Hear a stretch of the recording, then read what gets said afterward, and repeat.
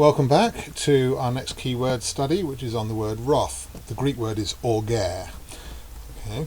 Now then, as we look at this word, I would recommend that you get an app on your phone which allows you to pull up all the scriptures with this word in. Now what you need is a Bible with Strong's numbers, and you can get them on Apple and you can get them on Android and other phones, and you get a Bible with Strong's numbers, and by each word then it has a number. By orge it'll have 3709, for example. Okay, and you click on that, ignore the dictionary definition, but just go for all occurrences, because when you go for all occurrences you get all the verses with this Greek word in.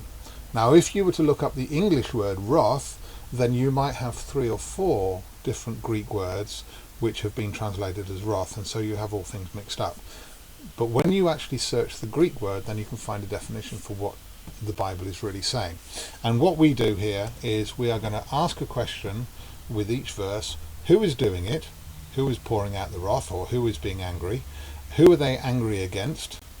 And what are they doing exactly? What is their purpose, and why are they doing it? Okay, so for example, we look here at Matthew 3 and Luke 3. It talks about the wrath to come. Now who is it? Well, it's the wrath of God.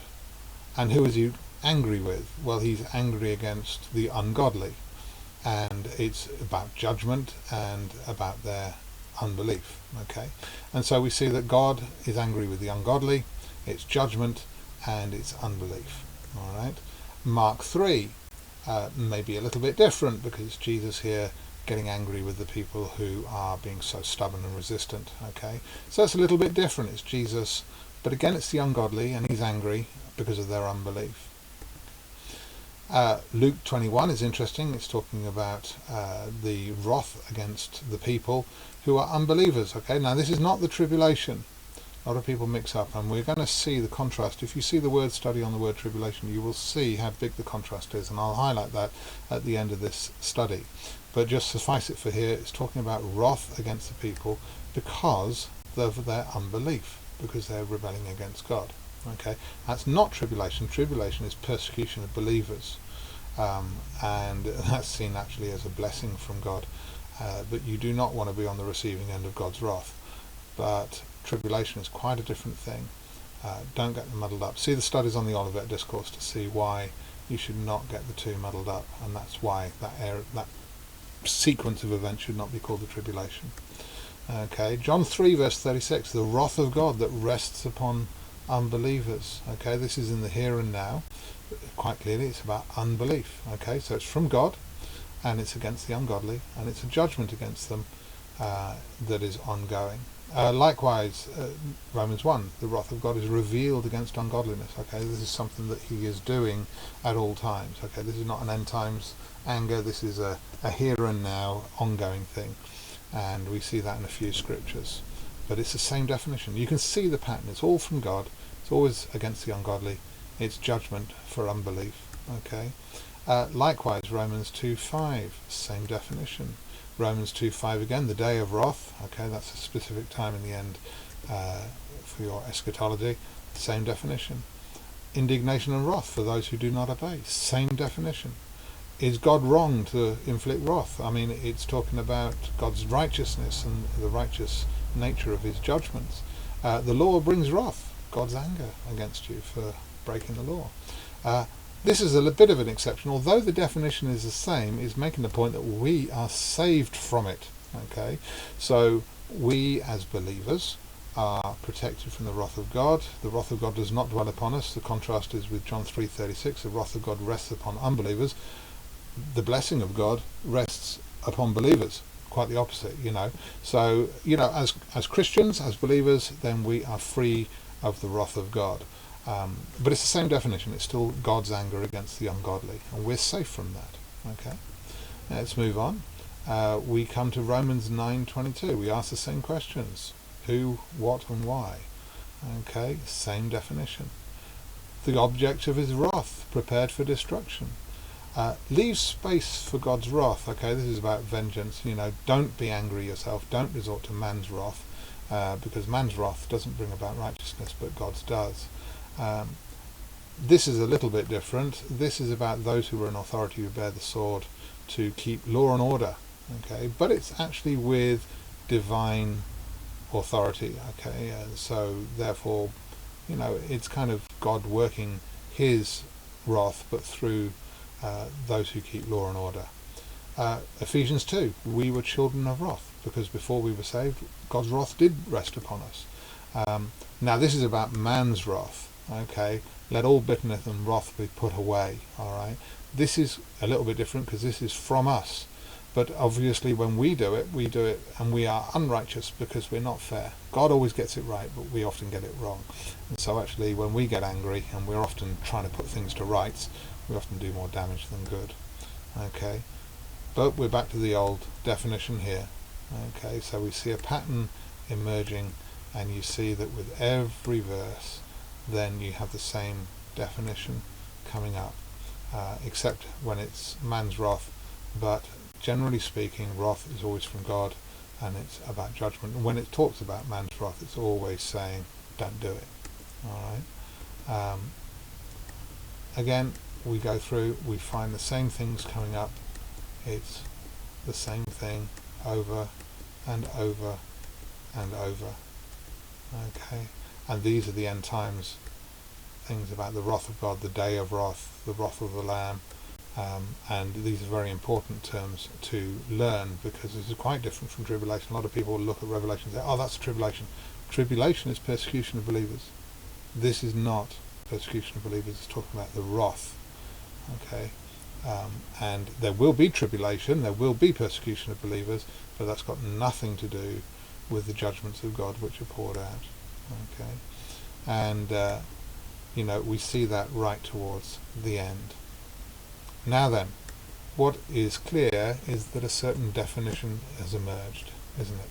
It's God punishing unbelievers for their rebellion. Okay, the contrast is with tribulation, and there's a reason why I want to bring this contrast up, that one is from God and one is from Satan. One is punishment and one is persecution. One is for unbelievers, the other is for believers. One is for unbelief and the other is for belief. I want to draw that contrast because so often people say things like the day of wrath is when God, the tribulation is when God pours out his wrath, and they get mixed up with the day of wrath, which is a separate event from tribulation. Tribulation is persecution. The day of wrath is when he pours out his wrath, and they're two separate events. They're both separate in nature and in chronology. And it's important because quite often I've heard people say things like this. They've said, if we were left in the tribulation, if believers are not raptured beforehand and we go into the tribulation, then God must be pouring out his wrath on believers. Wouldn't that be beating up his own bride? And even I had somebody say, like, well, why would God hand over his bride to be raped just before he's about to marry her? And it just beggars belief. I just find it breathtaking that people could think that way. But it's come about because they have not discerned the difference between wrath and tribulation. If you follow the word study on tribulation, then you will see the contrast with wrath is very, very stark. They are chalk and cheese, they are complete opposites. You see, the end times is not tribulation, it's the wrath of God. Now then, if we are here during the day of wrath, then God is pouring out his wrath. But then the Bible doesn't say that it's for believers. We are not appointed to wrath. We have been saved from wrath through Jesus Christ. God does not beat up his own bride. The bride is here on earth during the day of wrath, but we are not getting beaten up by the wrath of God. The wrath of God does not touch us. Okay, we are going to suffer tribulation. We are going to suffer persecution because we've always suffered persecution. Jesus said, bear in mind the world hates you because it hated me first. Okay, and in this world you will have trouble, tribulation. And we have to take those verses to heart. We say, okay, we're going to be persecuted, but that's got nothing to do with the wrath of God. That's a separate event. We're not touched by the wrath of God, but we will receive persecution. We will be beaten up and we may be killed for our faith. And that's where, we need to draw the distinction. God does not beat up his own bride. That's ridiculous. God pours out his wrath on unbelievers, not on believers. Now, tribulation or persecution, martyrdom, it says of the martyrs under the altar in the fifth seal, for example, that they have washed their robes. Tribulation purifies. The wrath of God doesn't purify anything. The wrath of God is to destroy unbelievers for their unbelief. And it says repeatedly that they refuse to repent. Tribulation is quite different. Recently I heard somebody saying that that they'd mixed up wrath and tribulation, and they thought that somehow or other we were teaching that the wrath of God would purify believers. Absolute tosh. Total rubbish. It's not what we're talking about. We're talking about tribulation as a separate event from wrath. Persecution will purify believers, but wrath is for unbelievers. We're not concerned with wrath. In Revelation 9 it talks about the locust, scorpion plague, and they are told not to touch anyone who belongs to God. That means that I'm sitting here, there could be people across the fence who are not Christians, the plague would come, I would be able to watch it fly past me, and I would be able to watch it as it landed on them and inflicted pain upon them. Now that doesn't mean I'm untouched by it. I'm concerned about that because I'm going to go and try and help them. As a Christian, I'm going to try and help them. But I also know that they're going to turn around and persecute me because they're going to say, why aren't you being inflicted by the wrath of God? And in Exodus we see that there was a big distinction made between Israel and Egypt, that indeed God said, I will make a distinction. When the Egyptians were in darkness, the Israelites had light. They were untouched by the wrath of God. When the final plague came, those who were covered by the blood, the plague passed over, and they were untouched by any plague. God didn't take them out of Egypt before he poured out his wrath. They were still there, but what he did was he put his hand over them to protect them. Look at all these references for orge, for wrath, and check it out for yourself. See it for yourself. But also do look at the study on tribulation and see the contrast, because it will transform your understanding of the end times. Thank you.